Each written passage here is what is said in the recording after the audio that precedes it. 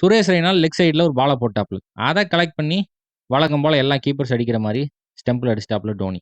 ஒரு ஃபார்மாலிட்டிக்காக பண்ண விஷயம் மாரி தான் தெரிஞ்சது. சபீர் ரஹ்மான் ஒரு குட்டி ஜம்பிங்க போட்டிருக்கான். ஒத்த கண்ணுல பார்த்த டோனி எடுத்து ஒரே அடி அடிச்சதுல, பையன் ஏர்ல இருக்கான். பெயில்ஸும் ஏர்ல இருக்கு. அப்ப என்ன அர்த்தம்? அவுட் தானே வீட்டுக்கு கிளம்பி போடான்னு சொல்லிட்டு அவுட் சொல்லி அனுப்பிச்சுட்டாங்க. 8, 10 வருஷத்துக்கு முன்னாடி பவுலிங் கஷ்டமா போய்க்கிட்டு இருக்கு.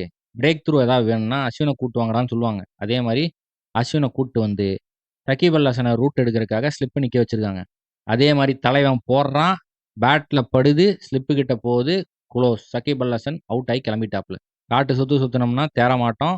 கட்டைய போட்டு சிங்கிள் பொறுக்கி ஆடினோம்னா எப்படியாவது பொழைச்சுக்கலாம்னு சொல்லிட்டு உஷாராயிட்டானுங்க. சௌமியா சர்க்காரும் மஹமதுல்லாவும் ரொட்டேட் பண்ணி ஆடிட்டு இருக்காங்க. ஆஷிஷ் நேரா வந்து சௌமியா சர்க்காரை க்ளோஸ் பண்ணிட்டாப்ல. அதுக்கப்புறம் முஷ்பிகுர் கடைசி ஓவரை போட வராப்ல ஹர்திக் பாண்டியா. 6 பாலுக்கு 11 ரன் தேவை. First Balu single. செகண்ட் பால்ல வெளுத்து வீசிட்டான் 4.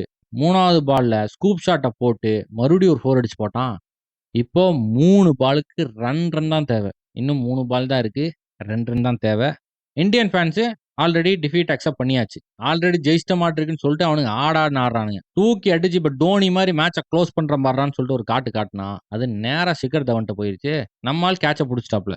இப்போ 2 பாலுக்கு 2 ரன். ஹர்திக் பாண்டியா நேரா போட்டு கொடுக்குறாப்ல ஃபுல் டாஸ். எடுத்து விட்டான் 6. நேரா போய் ஸ்டேடியம்குள்ள சொருக போகுதுன்னு நினைச்சா மிஸ் இட் ஆகி அது நேரா ஜடேஜா கிட்ட போயிருச்சு. நம்மால் கேட்ச் அடிச்சிட்டாப்ல. ஒத்த கிளவுஸை போட்டுட்டு டோனி கீப்பரா சாரி பாய், கரண்ட் போயிடுச்சு. ஒத்த பாலுக்கு 2 ரன் தேவை. பின்னாடி ஒத்த கிளவுஸை போட்டு டோனி நிற்கிறாப்புல. பாண்டியா வந்து வைடு லைனு கிட்ட வைடா தரமான ஒரு பாலை போடுறாப்புல.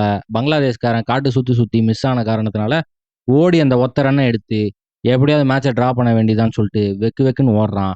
பின்னாடி ஒத்த கையில கிளவுஸ் போடாத டோனி அந்த பாலை அப்படியே கேட்ச் பண்ணி நேராக கொண்டு வந்து செம்பில் அடிச்சு இந்தியாவை ஜெயிக்க வச்சிட்டாப்ல. ஜெயிக்கவே முடியாதுங்கிற நிலைமையிலேருந்து இந்தியா ஜெயிச்சு போட்டாங்க. எது எப்படியோ தரமான கொடூரமான மேட்ச் இது.